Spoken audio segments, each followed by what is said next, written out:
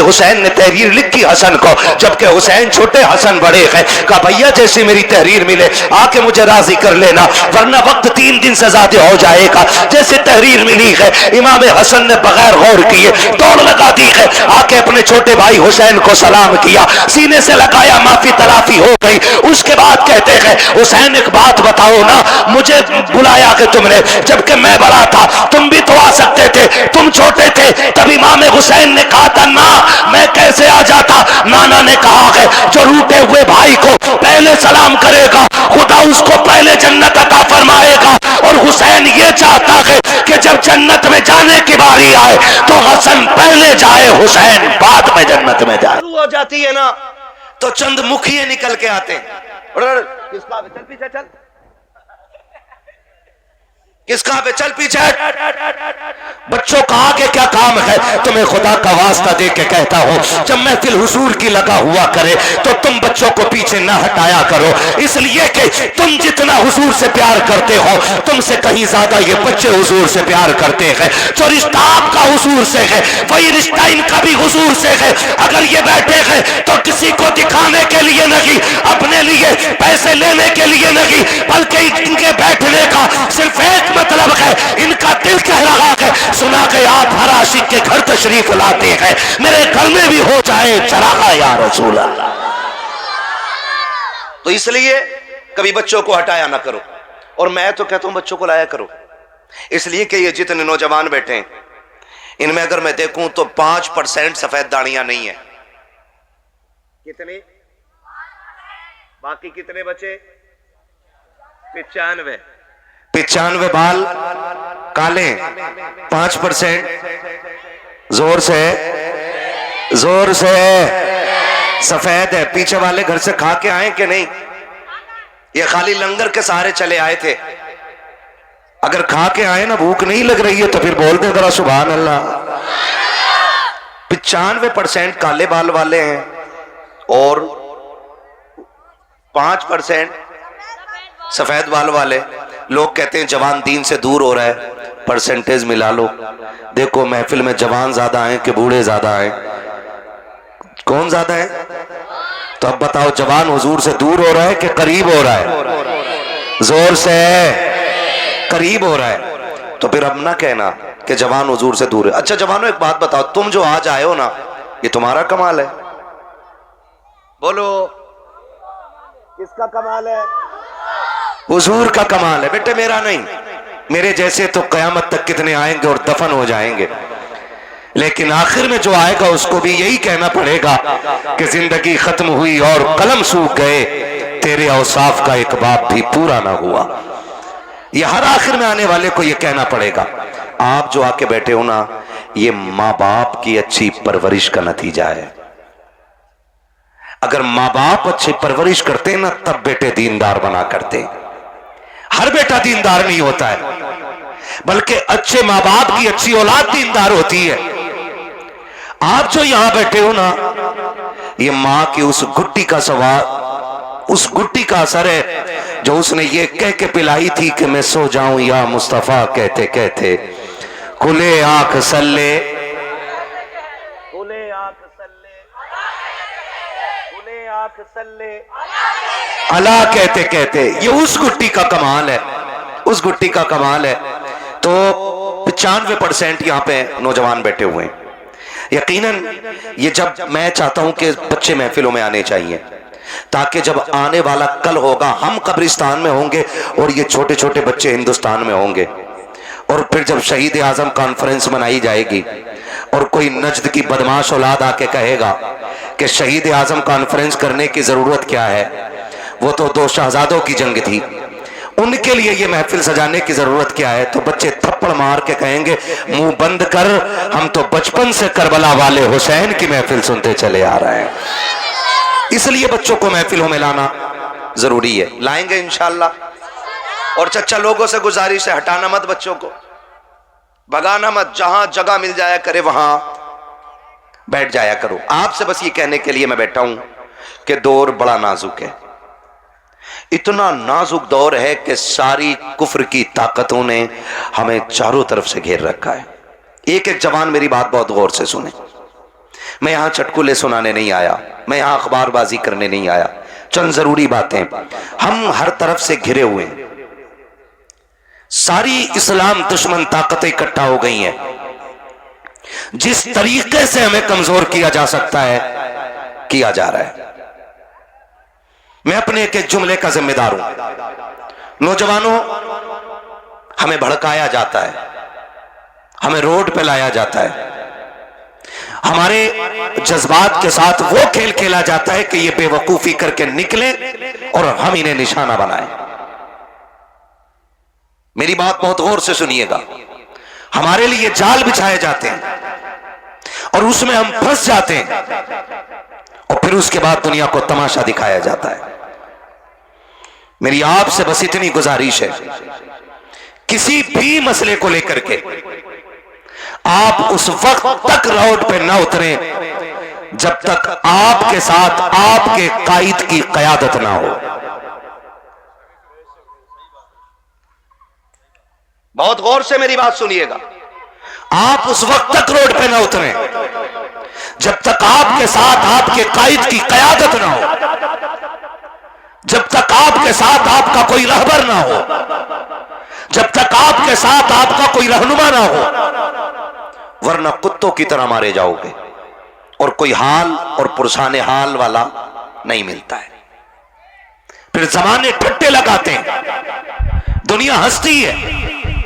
अगर कोई आके ये कहे नहीं घर में बैठना हराम है, निकलो रोड पे, तो उनके लिए कह देना इस्लाम के दामन में किसी चीज की कमी नहीं है। हाँ हाँ, सर कटाने का जज्बा अगर इस्लाम देता है तो सुलह हुदैबिया उठा करके देखो, दुश्मनों से सुलह का भी हौसला इस्लाम देता है। अपने आप को तबाह करने की जरूरत नहीं है। कितने बेटों के साथ जिंदगी से खेला गया है, कितने बच्चों की जिंदगी बर्बाद कर दी गई है। हमारा ना कोई कायद था ना रहनुमा था और हम बंसरंग के पैर तोड़ जाते हैं। तुम्हें खुदा का वास्ता अगर निकलना हो तो पहले कायद को आवाज दो। अगर हमारा कायद आगे आ जाए तो फिर रुकने की जरूरत नहीं है, फिर ऐलान करके बता दो कि मोहम्मद से वफा, तूने तो गम तेरे है, ये जहां चीज है क्या लो हो कलम तेरे। ये मेरा पहला पैगाम आपके लिए। क्या गई है पहला पैगाम? बिना कायद बिना रहनुमा के रोड पर बोलो, नहीं निकलना है, नहीं निकलना है। सारे लोग हमें घेरे हुए हैं, हम सारे दुश्मनों के बीच में। आप देखते हो कभी खड़े हो रामपुर दोराहे के चौक में, लोगों के पेट में दर्द होता है ना? नकाब वाली औरत या टोपी वाला मर्द हो, चेक इन के नाम पे हर गाड़ी रोकी जाती है। फिर वहीं खड़े हो के आप तमाशा देखो कि जो तुम्हारे जैसे नहीं है उन्हें कोई पूछने वाला भी नहीं है। हर एतबार से निशाना बोलो हम ही हैं, निशाना हम ही हैं। हमें होश के नाखून लेने पड़ेंगे। मुझे एक बात बताओ, बाहर वाले भी दुश्मन अपने और अंदर वाले भी दुश्मन अपने। आप मुझे बताइए हम किससे लड़ें? बाहर वालों से लड़ें कि अंदर वालों से लड़ें? आपसे मेरी इतनी गुजारिश है, सफों में इतनी मजबूती पैदा कर लो कि तुम्हारी पहचान बिरादरियों और सिलसिले और शजरों के नाम पे नहीं, सिर्फ एक नाम होना चाहिए कि ये जितने बैठे हैं मोहम्मद अरबी के गुलाम बैठे हुए हैं। ये ख्याल रखिएगा। किसी कौम का एहतराम सैयद को छोड़ के इसलिए नहीं होता है कि वो आला कौम रखता है। हम किसी भी बिरादरी का बंदे का हाथ इसलिए चूम लेते हैं कि वो अगर हुजूर के दीन का वारिस होता है तो हमारे सर का ताज होता है। यही मयार होता है कि नहीं? बोलो। तो फिर हमारे झगड़े काहे के? कितने झगड़े हो गए? सिलसिलों का झगड़ा, खानकाहों का झगड़ा, पीरा मुरीदी का झगड़ा, बिरादरी का झगड़ा, खानदान का झगड़ा, मैंड का झगड़ा, भाई भाई की शिरकत और बंटवारे का झगड़ा। इतने झगड़ों में हम फंसे रहते हैं। तो मैं खुदा का वास्ता दे के कहता हूं, आपसी झगड़े ना कीजिएगा, आपसी झगड़े ना कीजिएगा। अगर आपके हिस्से में इतनी कम रह गई है ना अब्बा की जमीन, तो फिर भाई पे मुकदमा नहीं करना है। भाई पे मुकदमा, टेंशन हो रही है इन बातों से क्या? भाई पे मुकदमा, बोले भाई पे मुकदमा नहीं करना है। और जिसने हराम की दवा रखी है वो भी सुन ले। अगर इतनी सी तुमने हराम की दवा रखी है अल्लाह क़यामत में 7 जमीनों की मिट्टी इकट्ठी करा के गठरी बांध के सर पे रखवा के फिर कहेगा इसे लेके चल। और जब नहीं चला जाएगा ना, चोटियां इतना सुराख करती हैं तो इतनी मिट्टी निकाल देती हैं, और 7 जमीनों की इतनी मिट्टी निकाली जाए तो क्या हाल बनेगा? लेके चल लेंगे हम लोग? बोलो, लेके चल सकते हैं हम लोग? नहीं ना। तो फिर पीछे आग के कोड़े लेके खड़े होंगे, मारा जाएगा, चलाया जाएगा। इसलिए खुदा का वास्ता है, किसी भाई की नाजायज प्रॉपर्टी पे निगाह ना बिगाड़ना, अपने भाई के हुकूक को हराम समझ के डकार ना लेना, फ्री का समझ करके किसी की जायदाद पे कब्जा ना करना। वरना याद रखिएगा, भाई तो तुम्हें नजरअंदाज कर सकता है, भाई हो सकता है तुमसे कमजोर हो या शरीफ हो, तुम्हारा मुकाबला ना कर सके, लेकिन जब अल्लाह की अदालत लगेगी और जब मीज़ान पे अमल तोले जाएंगे, बड़े बड़ों के माथों पे पसीना आएगा, कोई बचाने वाला नसीब नहीं होगा। अगर ये चाहते हो कयामत में सुरखरू हो जाओ तो हक खा के न मरना, हक दे के मरना, ताकि तुम हक दे के जाओ तो कब्र में कोई अजान ना भी पड़े, फिर भी खुदा की रहमतें तुम्हारी कब्रों में उजाला करना शुरू कर। नारे तकबीर, नारे रिसालत, मसलके आला हज़रत हज़रत अल्लामा मुफ्ती हम्माद साई किबला मुरादाबादी, हुजूर आसफ मियां साई किबला जिंदाबाद जिंदाबाद। करेंगे इंशाअल्लाह, वादा करते हैं इंशाअल्लाह। मैं इन बच्चों से कहूंगा, मेरे बच्चे, अगर गुर्बत आ जाए, मैं उन बड़ों बड़ों से क्या बात करूं जो सुनने तैयार ना हो। मैं बच्चों को समझा रहा हूं, बेटे अगर गुर्बत आ जाए और इतने फाके हो जाए कि भूख का नंबर आ जाए, मैं कहता हूं मर जाना किसी का छीन के चुरा के, हराम का नहीं खाना। क्यों? जिस तरह गलत दवा से फसल खराब हो जाती है, उसी तरह हराम की रोजी से नस्ल खराब हो जाती है।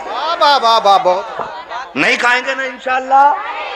अगर तुम्हें रास्ते में गिरी पड़ी चीज भी मिले ना, मस्जिद के इमाम को जाके दे दो कि यह हमें राह में मिली थी। ये किरदार पैदा करो और फिर तुम वो दौर देखोगे कि तुम सजदे करोगे, अर्शों से खुदा रिज़्क़ों के फैसले करने लग जाएगा। तंगियां यहां हो गई हैं, यहां तंगियां यहां पे हो गई हैं।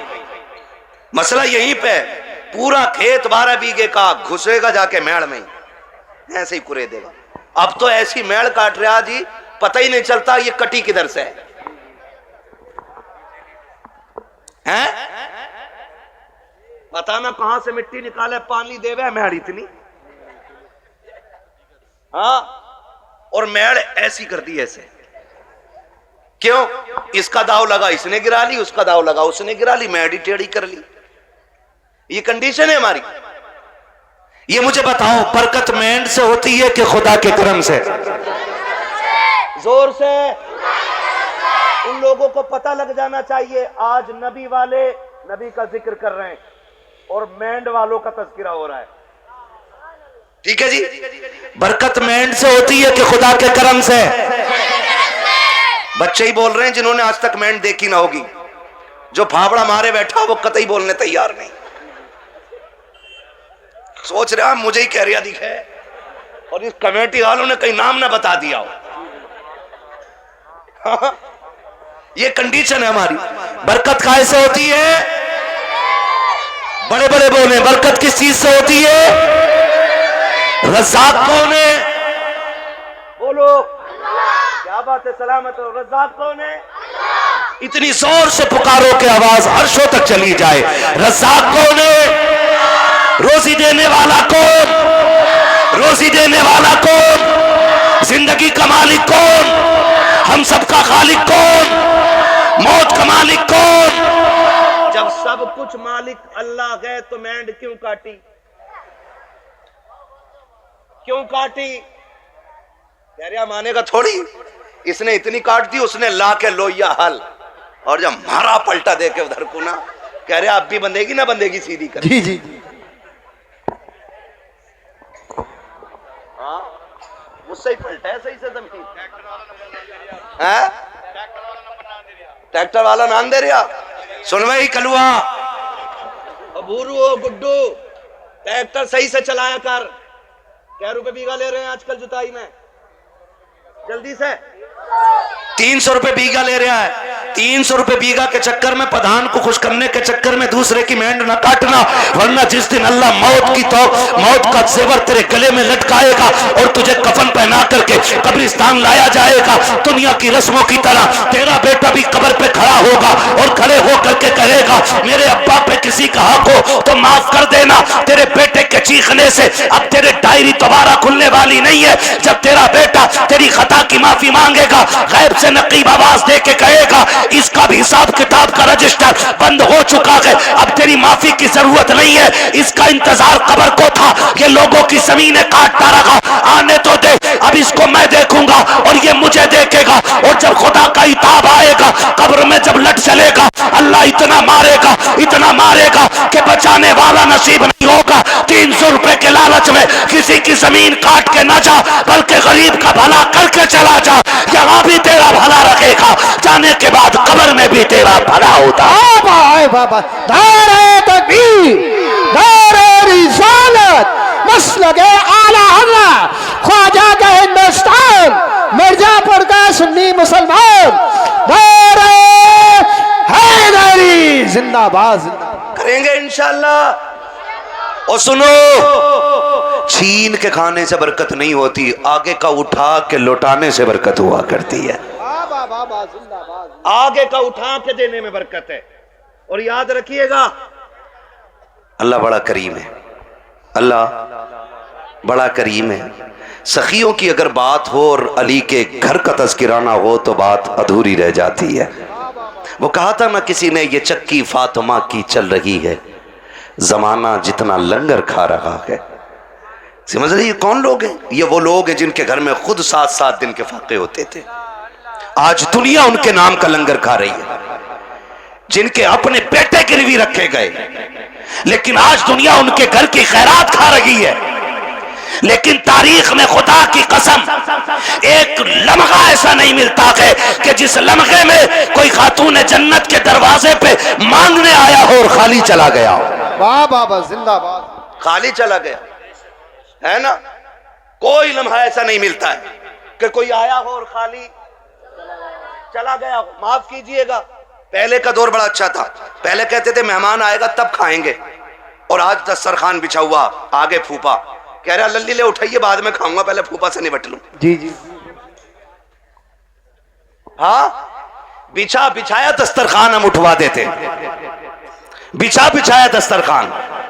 मेरा नबी है, हुजूर की बारगाह में परदेसी आया है कोई। जी जी तवज्जो है सारे लोगों की।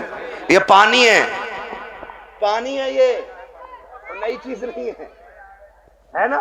तवज्जो है आप लोगों की मेरी तरफ, बस सुने बहुत गौर से। हुजूर की बारगाह में ना परदेसी आया, उसने आके कहा या रसूलल्लाह बड़ा भूखा हूं, खाना खिला दीजिए।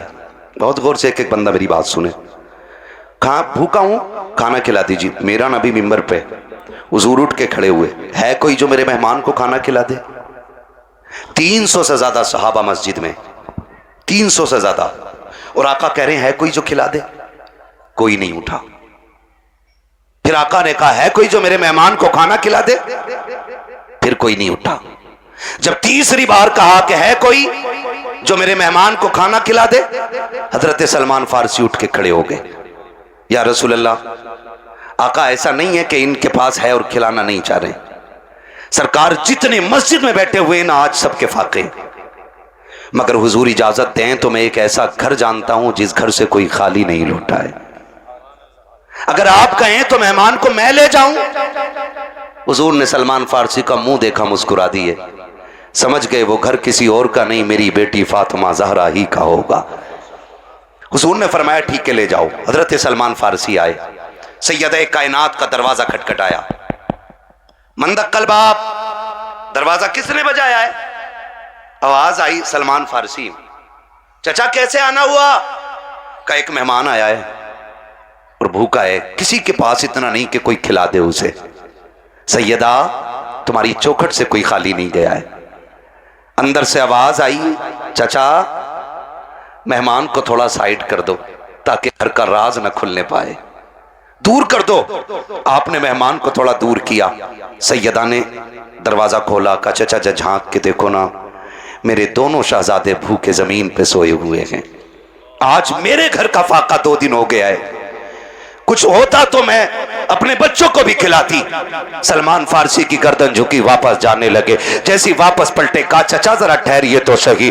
कहा क्या बात चाचा, उदास क्यों हो? कहा उदासी की बात यह है, आज नबी के शहर में कोई मेहमान भूखा सो जाएगा। इतना सुना खातून जन्नत कहती, ठहरे ना चाचा अभी आती हो। अंदर तशरीफ लेकर के गई। आपके जहेज में जो आपको 17 पैबंदों वाली चादर मेरे मुस्तफा ने अता की थी, उस चादर को समेट करके ला करके कहा था चाचा ये लीजिएगा और जाइए, यहूदी है शमून नाम का, उसके दरवाजे पे ले जाइएगा, उसको दे करके इसके बदले में जो खरीद लाइएगा। हजरत सलमान फारसी ने चादर ली है, रोते हुए यहूदी के दरवाजे पर गए हैं। मेहमान भी साथ साथ जा रहा है। जब शमून के दरवाजे पे गए, उसने चादर हाथ में ली है और उसकी खुशबू सूंघ के कहता है यह चादर किससे लेके आए हो?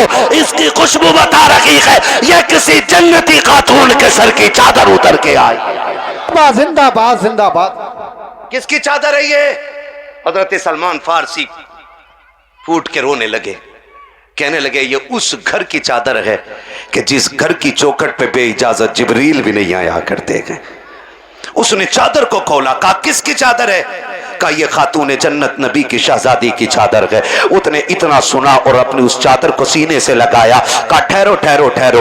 उसने चादर को रखा एक तरफ, आटा दिया, जो दिए, खाने पीने का सामान दिया, साथ चादर भी दे के कहने लगा इसे भी लेके चले जाओ। आपने चादर भी ली, सामान भी लिया। जब वापस आने लगे गए, पीछे से शमून भी दौड़ा गए। उसने दौड़ते दौड़ते कहा था खाली चादर लेके जा रहे हो, मुझे भी बदले में कुछ दे के चले जाओ। कहा तुझे क्या चाहिए? कहा मेरी किताबों ने बताया है कि जो आखिरी पैगंबर होंगे उनके घराने की शान ये होगी कि दरवाजे पे भूखा आएगा तो खाली नहीं लौटाया जाएगा, वो अपने घर के सामान बेच देंगे लेकिन आने वाले की जरूरत पूरी करेंगे।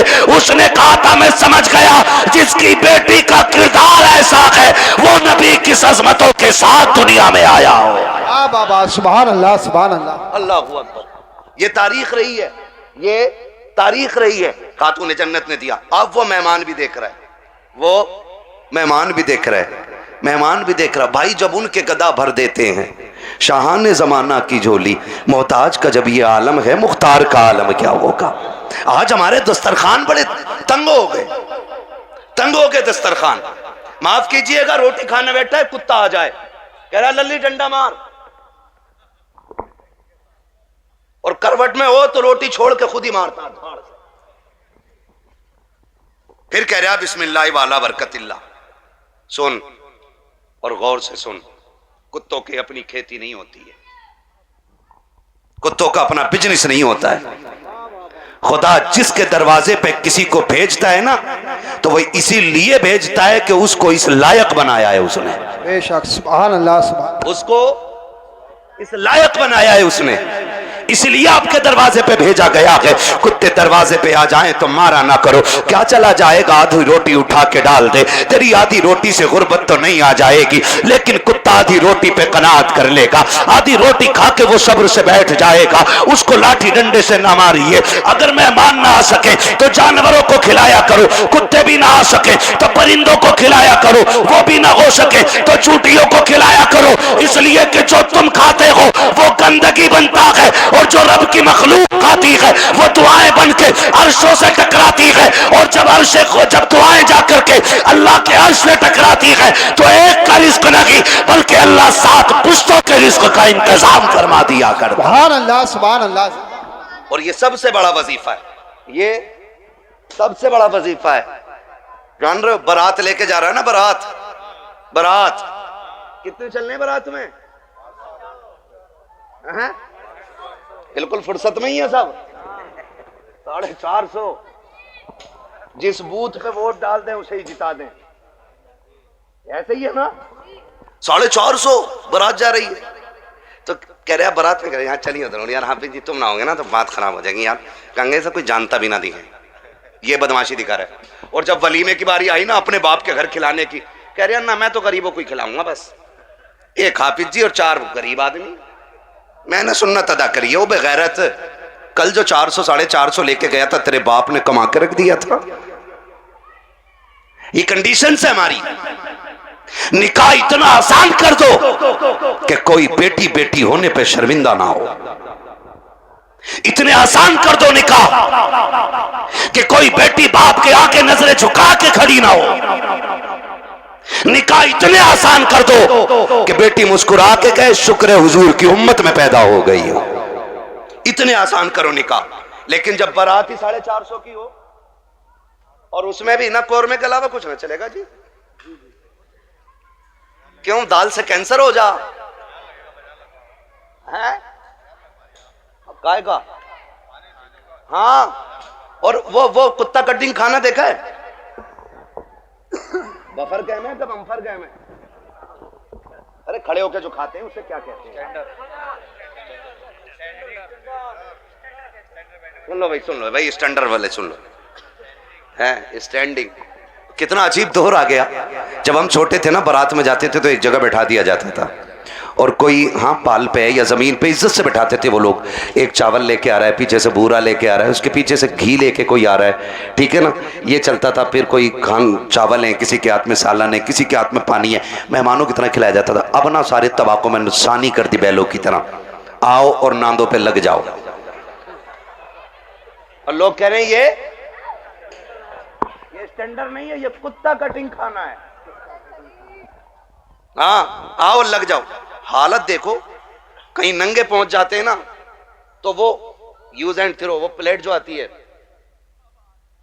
कई फाइबर की, गत्ते वाली जो प्लेट होती है ना, यूं टूट जाती है फाइबर वाली, उसमें चावल रख लिया। आगे देखो कोरमा, अरे कबाब, ये तो बहुत देर बाद दिखे, वो भी उसमें। क्या आगे चला, अरे शामी कबाब भी है, वो भी उसमें। और आगे देखी कोल्ड ड्रिंक, भर लिया गिलास, अब गिलास लिए घूम रहा। अब ये बता खागा कैसे है? खागा का जर्दा भी मार दें उसमें ही। जियो यार, सलामत रहो, बड़ी हिम्मत है भाई। हम एक दिन कोई गुलाब रेस्टोरेंट है, कौन सा है वो, पाक बड़े वाली साइड में ना, एक दिन भाई उसमें हम दावत में चले गए, अल्लाह माफ करे, हमें तो रोटी हाथ ना आई। हाथ क्या ना आई, हमने देखा सारे कुत्तों की तरह खा रहे हैं। मन के चलो लौट चलो, इंसानों की यहां गुंजाइश ही नहीं है। हाँ, इंसानों की। एक बुड्ढे बड़े मियां को देखा, साहब भाई कोरमा प्लेट चिचिया रही और लिए घूम रहा तमाम सफेद कपड़ों पे। इसके लिए मर गए हम। शादियां इतनी महंगी कर दी हैं कि आज गरीब खून के आंसू रो रहा है। जहेज की महंगाई कम नहीं थी कि खानों की महंगाई इतनी कर दी है। अब तो गोलगप्पे भी वहीं रखे, छोले भी हैं, कबाब भी हैं, कुछ तो ऐसे टूट पड़ते हैं जैसे मिला ही नहीं है कभी। और सच्ची बात बताऊं, ये टूटने वाले वो होते हैं जो अपने बीवी को छींचड़े फेंकने पे भी गालियां बोलते हैं। हाँ भाई, और लड़की वाले से कहते सुन हड्डी ना हो कोरमे में, क्यों बगले लेके आएगा। एक बेटी को पालने में बुढ़ापा आ जाता है बंदे पे, एक बेटी को पालने में। आज तुम फेंकते हो खाने को, आज बर्बादी कर रहे हो, आज तुम्हें किसी के बाप की इज्जत की परवाह नहीं है। कल जब तेरे आंगन में बेटी आएगी तब तुझे पता चलेगा बेटियां कितनी कीमती हुआ करती है। तूने किसी की बेटी को एक बोटी के लिए जलील कर दिया, एक रोटी के लिए जलील कर दिया। अगर बिरयानी ठंडी मिल गई, पूरी जिंदगी बेटियों को ताने दिए जाते हैं कि तेरे बाप से गर्म खाना नहीं खिलाया गया। अगर एक बराती फाके से लौट जाए तो गालियां दी जाती है कि तेरे बाप से मेहमानों को रोटी नहीं खिलाई गई। और बेटियों वालों, अगर बेटे वाला ताना दे गर्दन मत झुकाना, गिरबान पकड़ के पूछना, बता तूने किस नबी का कलमा पढ़ा है? क्या तेरा भी नबी वो है जो मेरा नबी है? क्या तेरा भी वो रसूल है जो मेरा रसूल है? क्या तेरा भी वो दीन है जो मेरा दीन है? अगर कहे हाँ तो बता कि नबी ने फातिमा की बारात में कितने खाने खिलाए थे। जिंदाबाद जिंदाबाद। पूछ जाकर के गरेबान पकड़ के। हद हो गई है। जिसका बस नहीं चलता बेटी के बाप पे दबाना शुरू कर देता। निकलो इन चीजों से, निकाह आसान कर दो ताकि बेटियां मुर्तद ना हो। बेटियां मुर्तद ना हो। जिसकी भाग जाती है वो कहता जी मेरा उससे मतलब ही नहीं। और पहले अगर किसी लड़के ने, किसी बंदे ने उसकी बेटी को किसी गैर के साथ किसी होटल में या किसी कैफे में देखी और बता दिया तुम्हारी बेटी फला जगह देखी, कह रहे हो उड़ा रहे हो, मेरी बेटी को उड़ा रहे हो। खून के आंसू रोना पड़ रहा है आज, खून के आंसू। एआई पे जाके पता करो 2021 से अब तक कितनी लड़कियां गायब हुई हैं। 13 लाख लड़कियों का आंकड़ा दे रहा है एआई। कितनी 13 लाख लड़कियां, बच्चियां। कंडीशन कितनी नाजुक हो गई ये पता है आपको। मरा जा रहे, आप भी कह रहे हैं बुलेट ही लूंगा, और लेके 8 दिन बाद कह रहे हैं बिकवा दी यार, तुम्हारे ताल्लुकात में तो अच्छे लोग होंगे, चला क्यों नहीं रहा? तेल बहुत खा रही है। क्यों? तुझसे इसमें तेल नहीं पड़ रहा।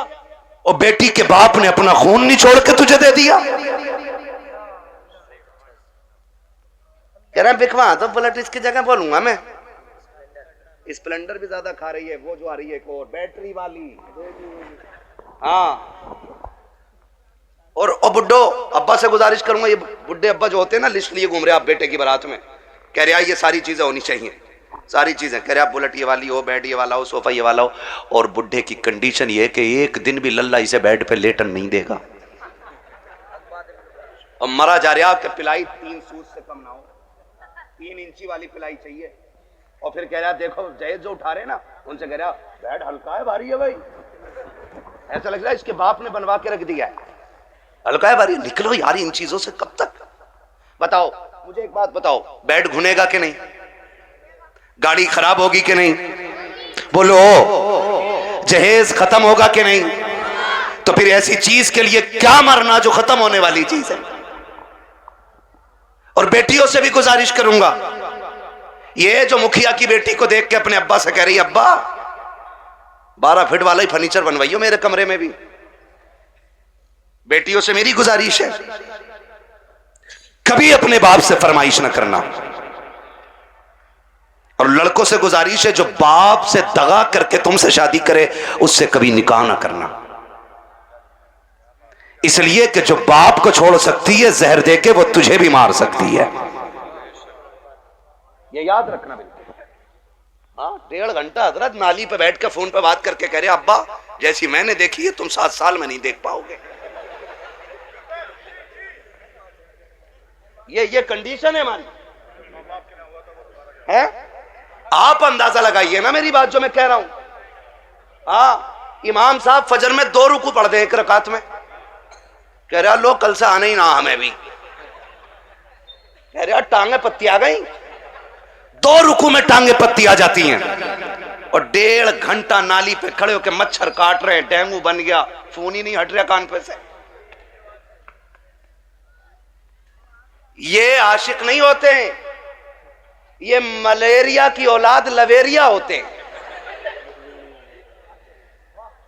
आपसे मेरी गुजारिश है, वो बच्ची हमारी नस्ल को अच्छा बना ही नहीं सकती है कि जो अपने माँ बाप से गद्दारी करके हमारे घर में आई होगी।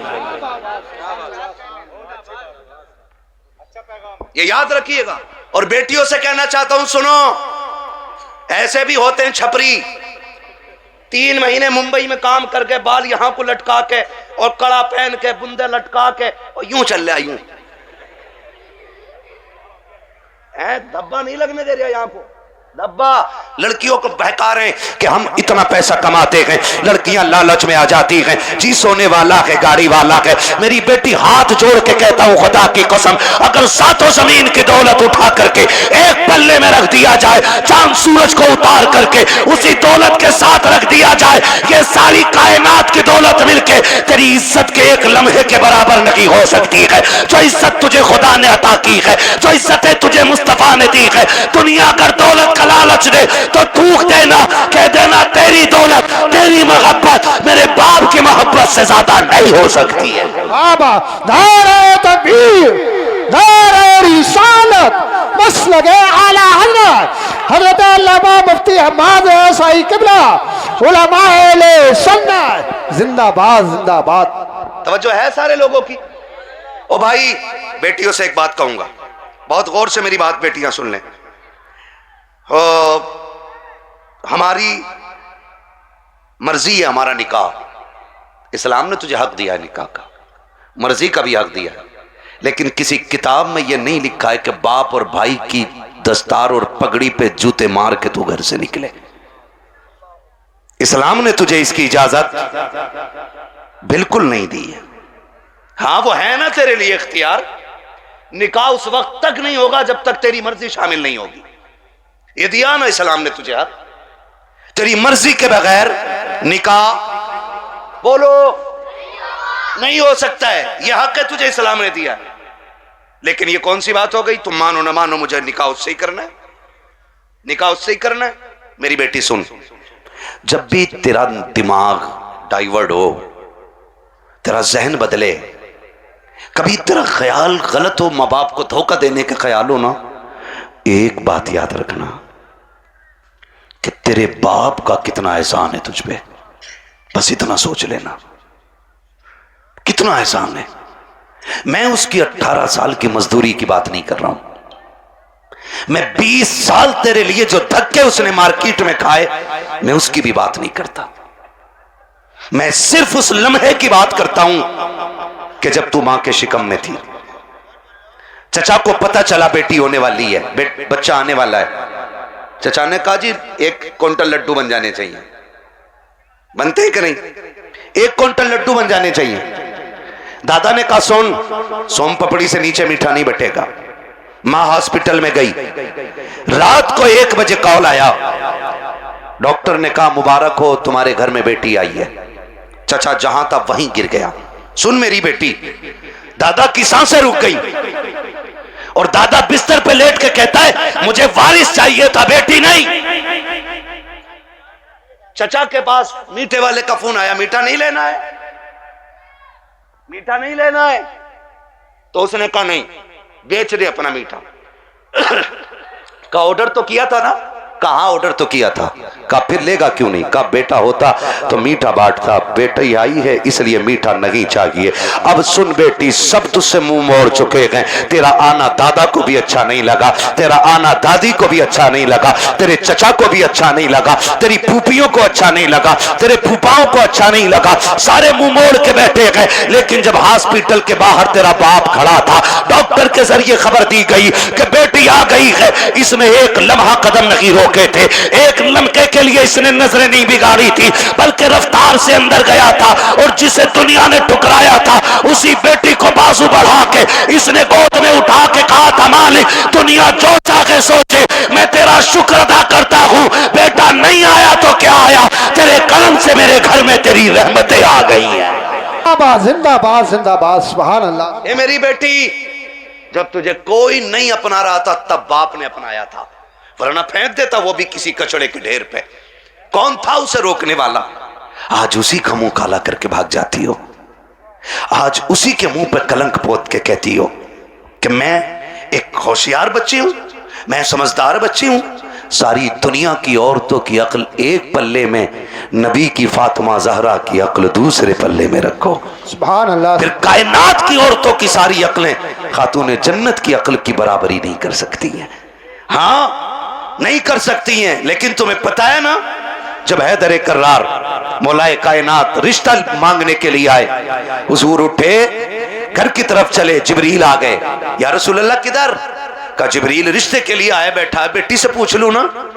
तो जिब्रील कहते हैं आका ये रिश्ता जन्नत में रब ने कर दिया है। कहा हुआ है?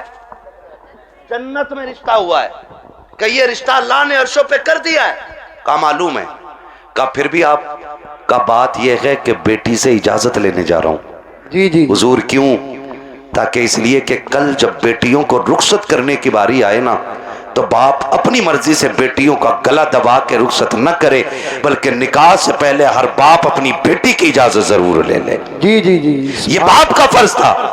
और अब बेटी का किरदार आप देखिए, आज बेटियां कह दिया करती हैं कि जी क्या जरूरत है, हम मर्जी के मालिक हैं, हमने चलगा कर डाला मेरा नबी खातून जन्नत के पास। अब्बा जी कैसे आना हुआ? का बेटी बाहर अली आए खड़े हैं, रिश्ते के लिए आए हैं। बेटी तेरी क्या मर्जी है? इतना सुना खातून जन्नत की आंख में आंसू आ गए। अब्बा जी ये बात आप पूछ रहे हैं? कहा हाँ बेटी। का अब्बा ये बात तो माए पूछा करती है, आप ये बात मुझसे पूछ रहे हैं? तब मेरे नबी ने कहा था फातिमा कहां से लाऊं खदीजतुल कुबरा, जो बचपन में तुझे छोड़ के गई तो तेरा हाथ मेरे हाथ में दे के कहा था आका मैं 3 बेटियों को दे के जा रही हूं, चौथी बेटी को आपको देना है। फातिमा मुझसे खदीजा ने कहा था आका मेरी फातिमा को रोने न देना, बेटी मैं तुझे बचपन से पालता रहा और कभी तेरी आंख में आंसू नहीं आने दिया। खदीजा कहां से लेके आऊं? बता तो सही, जो तुझसे आके बात करे। ए फातिमा मैं खुद चला आया हूं, बेटी बता तेरी क्या राय है?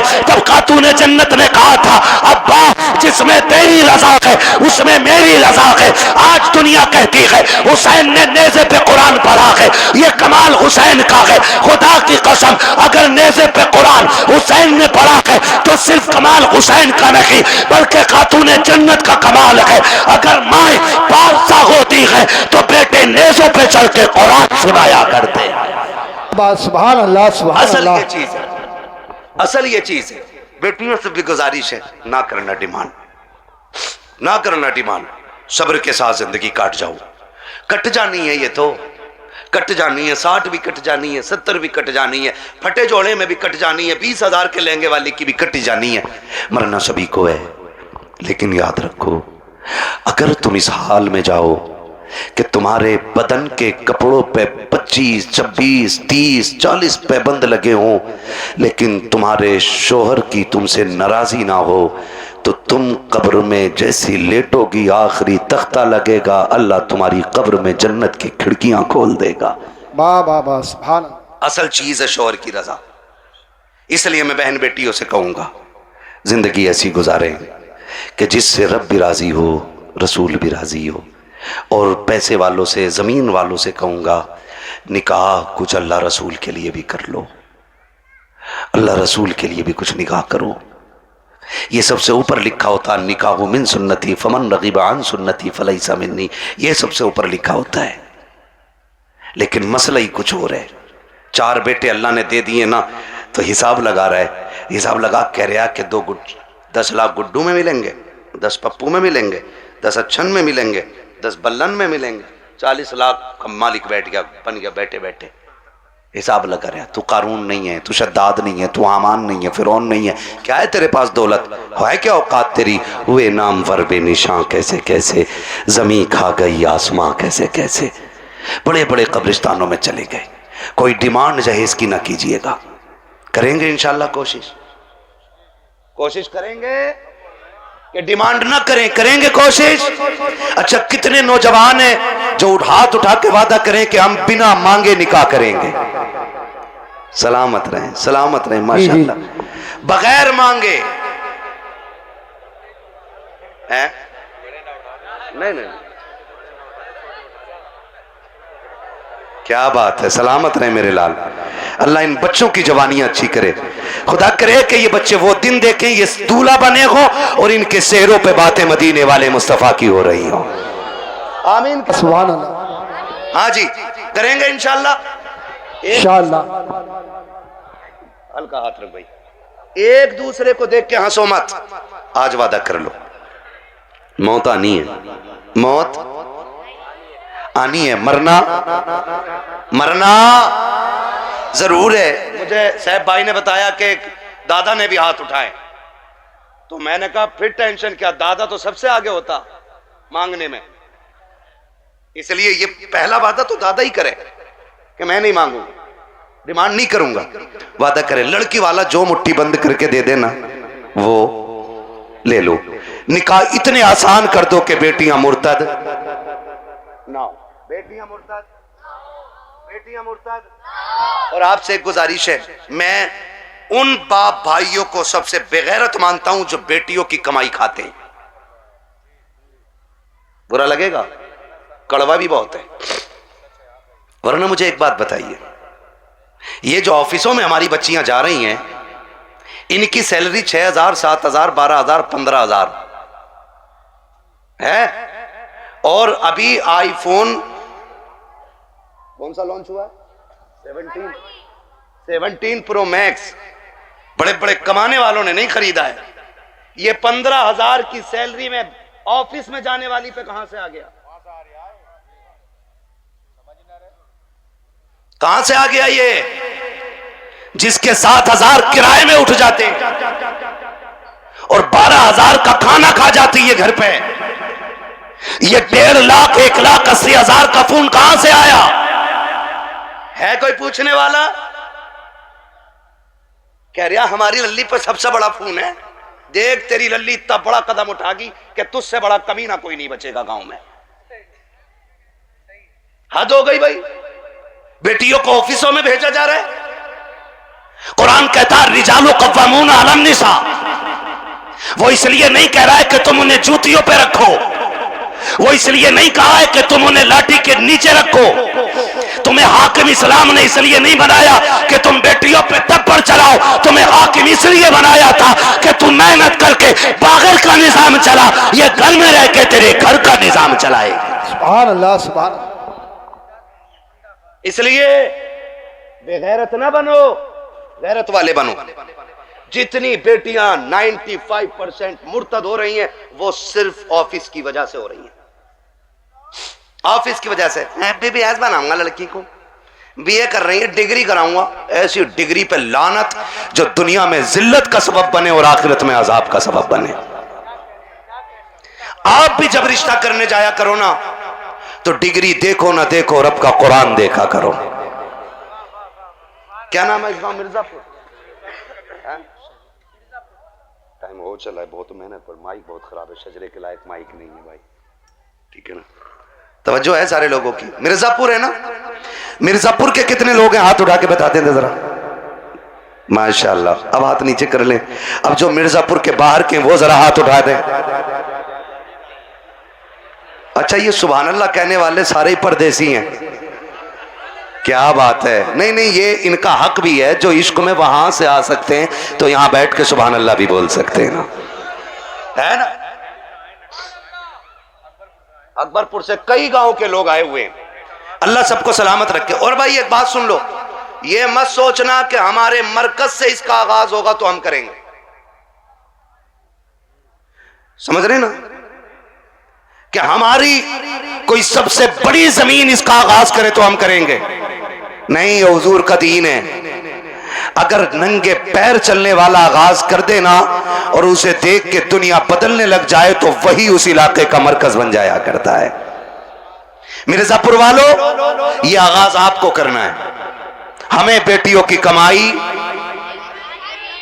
बेटियों की कमाई, बच्चे ही बोल रहे हैं, बड़े क्यों नहीं बोल रहे? बच्चियों की कमाई, बेटियों की कमाई, बेटियों की कमाई। अपनी बेटियों की इज्जत भी बचाएंगे और अपने गांव का दीन ईमान भी बचाएंगे इंशाअल्लाह। प्री प्लानिंग चल रहा है ये सब। हाँ, तुम्हारी बच्चियां यूनिवर्सिटी में झूठ बोल रही हैं तुमसे। वो हमसे पूछो, हम शहरों में रहते हैं, गुजर हमारा शहरों में होता है। जब 4 बजे किसी बेटी को नकाब में कैफे के अंदर बैठे देखते हैं तो दिल में आता है कि या तो ये लहू बेगैरत है या जिस घराने से ताल्लुक रखती है वो घराना बेगैरत है। हाँ, मैं फला जगह पढ़ रही हूं, पढ़ नहीं रही। मैं जानता हूं एक बच्ची को जानता हूं। मैंने उसका वीडियो देखा, आज उसका बाप दुनिया में नहीं है, नाम नहीं बताऊंगा, बुरा लग जाता है। और उसकी रील देखी मैंने, आग लगे इन रीलों को। इन्होंने कौम की इज्जत का जनाजा निकाल दिया है। अब्बा भी बैठा बैठा कह रहा नहीं नहीं, ये मेरी बेटियों को इजाजत मैंने दी है, ये मेरी बेटियों की इज्जत हो रही है। पूरा हिंदुस्तान बेटियों को जान गया है। सोच, अगर तवाइफा और नंगी होकर के नाचने वाली रोड पे नाचने लगे तो सिर्फ मुल्क नहीं दुनिया जान जाया करती है, लेकिन फरिश्ते उससे अनजान हो जाते हैं। मगर खुदा की कसम, अगर यही बेटी रातों को उठ के सजदों में गिर जाए तो कोई जाने या ना जाने खुदा की रहमत के फरिश्ते उसे जानने लग जाया करते। सुभान अल्लाह, जिंदाबाद। रीलें बना के डाल नहीं है, और किसी रील वाली से शादी मत करियो ना, ऐसी रील धोएगी बेटे ना सो पाओगे ना जाग पाओगे चैन से। हाँ, खुदा आपको तौफीक दे, बदलेंगे इंशाल्लाह रवैये। बच्चियों को दीन दीजिएगा, बच्चियों को शरीयत सिखाइएगा, हुजूर का इश्क बच्चियों को सिखाइएगा। बच्चियों को बताओ तू कनीज़े फातिमा ज़हरा है, तुझे रब ने वो इज्जतें अता की हैं कि जो इज्जतें किसी कौम ने अपनी कौम की बच्ची को अदा नहीं की हैं। अल्लाह ने बड़ी इज्जत अता फरमाई है। इसलिए मैं हर बेटी से कहना चाहूँगा, खुदारा पर्दे का खास ख्याल रखें। बेटों से कहना चाहूँगा, आप शराब के नशे से निकलो, आप मोबाइल के नशे से निकलो।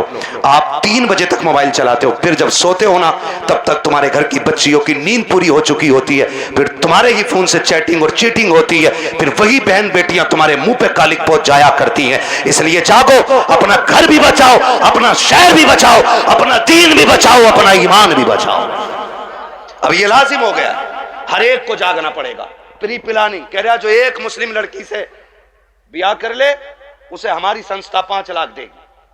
फिर वही बेटी रोड पे मिलती है मरी हुई है। मुरादाबाद की न्यूज नहीं चल रही है, मुरादाबाद की न्यूज, नाम नहीं लूंगा, लोगों के पित्ते कलेजे फट जाते हैं, गैरत नहीं आती है। आंख तब नहीं खुलती जब खुलनी चाहिए थी, और जब सब लुट गया तो फिर कह रहे हाय मेरी बच्ची को वो ले गई थी बुला के, वो ले गई थी बुला के। और तुम क्या मर गए थे? जब तुम्हारी बेटी सहेली के साथ निकली तो तुम्हारी आंखें फूट गई थी?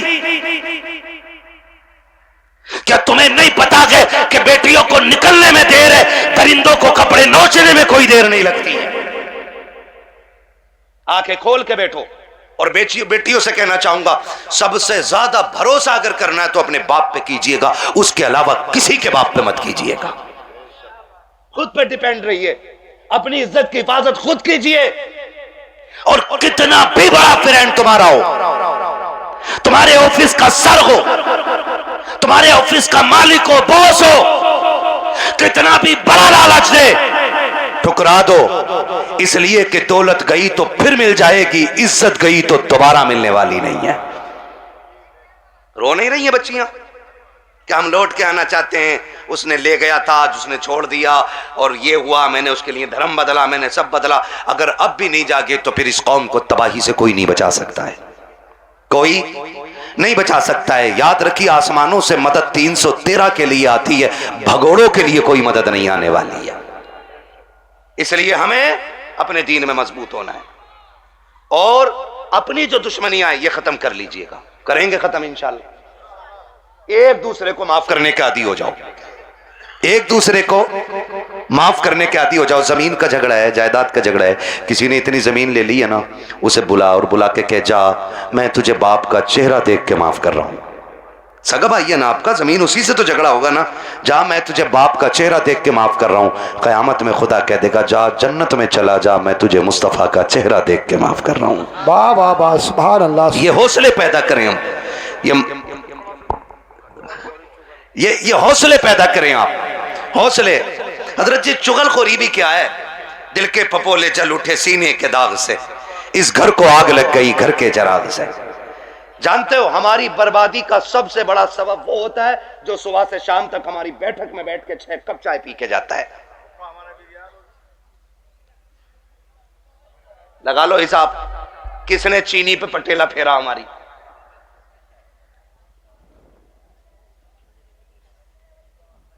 चलो इंशाल्लाह मैं पढ़ दूंगा शजरा, ठीक है ना? मेरी बात सुन रहे? चाय पी रहा साहब भाई बैठे बैठे, एक कप हजम ना हुई, कह रहे यार प्रधान एक और बनवा लो। उसने एक और बनवा ली है ना, उसने एक और बनवा ली। जब दूसरी आधी कप हुई ना, कह रहे उसका क्या हुआ यार, तुम्हारे भैया से जो झगड़ा चल रहा था। उसने कहा यार छोड़ो यार, क्या उसके मुंह लगना। कहा थोड़ी देर चुप होगा, फिर उसके बाद क्या, प्रधान एक पुलिस वाले को जानू मैं, कहो तो नंबर लगाऊं, ये तुम्हें पता भी ना चलेगा, तुम्हारा नाम भी ना आगा और उस पर पट्टा फिर जाएगा। हाँ है ना, माशाल्लाह कारी मोहम्मद अली साहब आ गए। मैं सोचा था खाली इन्होंने दावत ही दी है और आएंगे नहीं। ये हमारे साथी भी हैं माशाल्लाह, बचपन में जब हम मदरसे में पढ़ते थे ये तब के साथी हैं, और आज तो एक बड़ी दरसगाह में अच्छे मुदर्रिस भी हैं और मस्जिद के इमाम भी हैं माशाल्लाह। बड़ी दूर से आए हैं, मोहब्बत है शायद इनको इन लोगों से।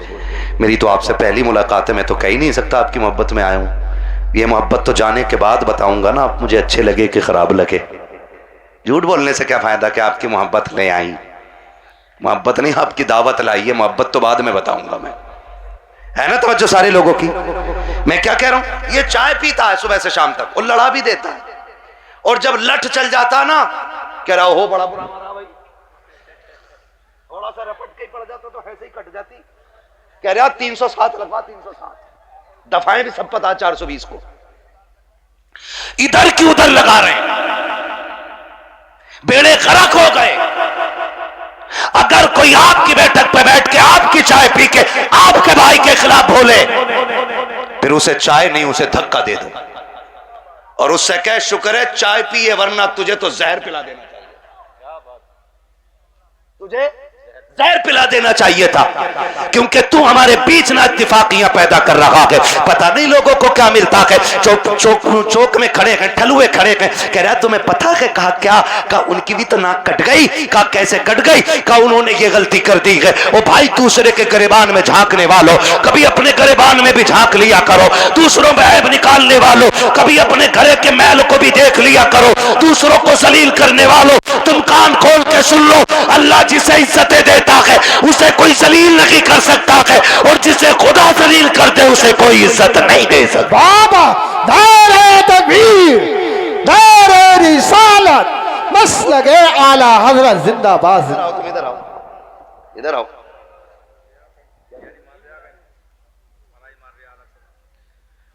है ना भाई तवज्जो सारे लोगों की? हाँ, खुदा आपको सलामत रखे। हजरत तो जा रहा और जाके ना लड़ा भी दे रहा और अच्छा भी बन जा रहा, और कुछ तो इतने दलाल हैं, इतने दलाल हैं, सुने भाई होशियार हो जाओ, मौलवी को खाली मुसल्ले तक ना समझा करो। मौलवी कयामत तक के हालात जानता है, ये याद रखिएगा।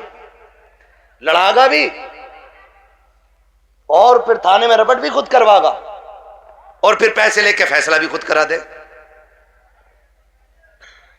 और फिर नेता का नेता बन जा। हाँ, जिसकी अपने घर में नहीं चलती वो थाने में यूं टहल रहा, क्योंकि दीवान जी ने ना कह दिया ना कि हाँ कोई बात तो बता दिया करो, हम तुम डायरेक्ट कर लेंगे। सबसे अच्छा नेता वो है जो गांव के झगड़े बाहर न जाने दे, जो घर के झगड़े बाहर न निकलने दे, भाइयों के इख्तिलाफात को बैठा करके इस प्यार से निपटा दे कि लाठी भी न टूटे और सांप भी मर जाए। वाह वाह वाह, समझ रहे मेरी बात? आओ सुनो, इख्तिलाफ पे आखिरी बात सुन लो, बात लंबी हो जाएगी। इख्तिलाफ पे आज माफी करने की तैयारी ही नहीं है ना। अगर झगड़ा हो गया ना, कह रहे यार उससे दुआ सलाम कर ले, कह रहे मौलाना बोल मत दियो, मेरा बाप इतना हरामी है तुम जानते नहीं हो। जी जी, अपने बाप को कह रहा कि इतना हरामी बाप है तुम जानते नहीं हो मेरा। वो गैरत कर, जिसकी नजर में बाप की इज्जत नहीं है ना, तो फिर वो खुदा की बारगाह में भी इज्जतदार नहीं होना है। बाप की इज्जत किया करो। भाइयों में झगड़े हो जाना बड़ी बात नहीं है, झगड़े बाकी रह जाना ये बड़ी बात होती है। हसनैन करीब है, एक शहजादे को हसन कहते हैं, दूसरे शहजादे को जोर से ना बोलूं आगे, जब बोलना है तो फिर बोलो ना। एक को हसन कहते हैं, दूसरे को, हाँ ये जन्नती जवानों के सरदार हैं, है ना।